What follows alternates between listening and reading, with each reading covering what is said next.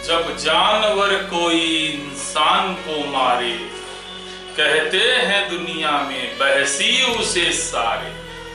एक जानवर की जान आज इंसान ने ली है, चुप क्यों है संसार। ये गाना नहीं, ये सत्य कथा है। पूरे शरीर को हिला देने वाली एक ऐसी घटना, और वो भी ऐसे स्थान पर जो ऐसा लग रहा है कि मनुष्य का पढ़ा लिखा होना उसकी बुद्धिजीविता का परिचय नहीं हो सकता है। अगर हम आपसे सवाल पूछे कि भारत का सबसे शिक्षित राज्य कौन है, तो आपका जवाब होगा केरल।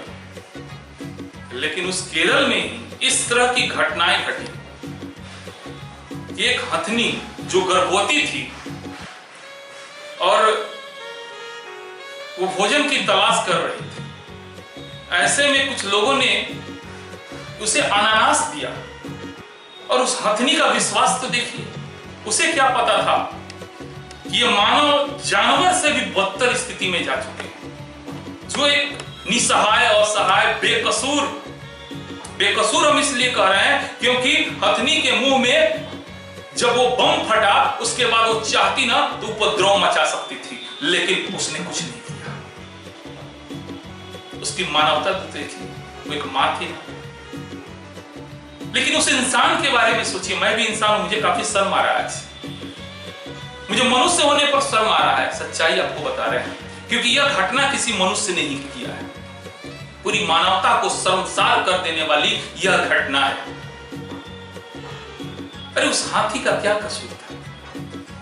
उसने किस गांव में घुस करके पूरे गांव के लोगों का, पूरे अनधना, यह सब चीज का कुछ तबाही मचाया था? उसका कसूर क्या था?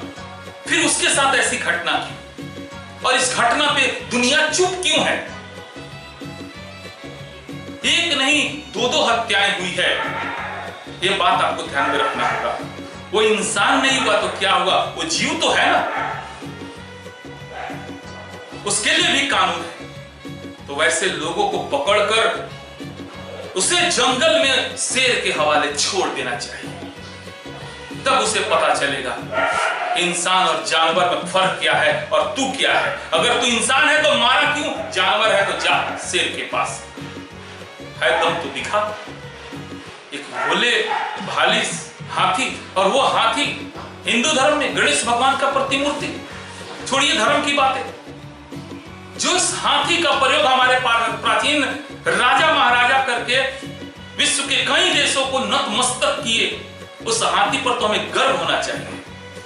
आज भी कई लोग अपने शान शौकत को दिखाने के लिए हाथी को अपने दरवाजे पे रखते हैं, और उस हाथी के साथ ऐसा व्यवहार, छी, धिक्कार है ऐसी मनुष्यता पर, ऐसा मनुष्य होने पर, ऐसी बुद्धिजीविता पर, ऐसी शिक्षा पर लानत है हम सब। यह कैसा शिक्षा है? ये कैसी शिक्षा है? पूरा बिजनेस, व्यावसायिक शिक्षा हो गई है, हर लोग अपने लाभ के लिए। लेकिन मैं ये पूछता हूं, उसमें उस इंसान का क्या लाभ हो सकता था जिसने उसको मारा? आप सोचिए कि क्या हम लोग किस दिशा में जा रहे हैं। अगर प्रकृति हम लोग पे कहर बरसा रही है तो क्यों बरसा रही है? क्योंकि अब हम लोग इस प्रकृति के लायक नहीं रह गए हैं। करोड़ों नहीं, अरबों योनि, अरबों जीव जंतु, अरबों प्रकार का जीव जंतु इस पृथ्वी ग्रह का मालिक है, केवल मनुष्य नहीं। बुद्धिजीवी कहता है, लेकिन वो बुद्धिजीवी नहीं रह गया है। इस धरती पर बपौती नहीं है, इस धरती के हम लोग मेहमान हैं, क्योंकि हम यहां से आए हैं तो हमें यहां से जाना भी है। जो लोग यहां आकर टिक जाएंगे, रह जाएंगे, उन लोग का मान सकते घर है। लेकिन यह धरती जो है हर प्रकार के जीव जंतुओं के लिए एक क्या है? एक कह सकते हैं उसको आश्रय स्थल है, एक धर्मशाला टाइप का। तो इस प्रकृति में जो भी जीव जंतु हैं, उसके प्रति यदि हम अपनी मानवता को नहीं प्रकट करेंगे तो संतुलन बिगड़ जाएगा। और प्रकृति तो कहर बरसाना शुरू कर दिया है, मनुष्य का भी दिमाग भ्रष्ट होना शुरू हो गया है। अब हम लोग खुद एक दूसरे के दुश्मन बनेंगे, और केमिकल वार तो छोड़िए, कई तरह के वार होंगे, और हम लोग खुद एक दूसरे का विनाश कर देंगे। उस हथनी का श्राप खाली नहीं जाएगा। धन्यवाद। जो लोग इस वीडियो को देख रहे हैं वो एक बार अपने दिल में यह जरूर सोचिएगा कि हमारी शिक्षा, हमारी बुद्धिजीविता क्या हमें भ्रष्ट कर रहा है या हमें एक अच्छा इंसान बना रहा है।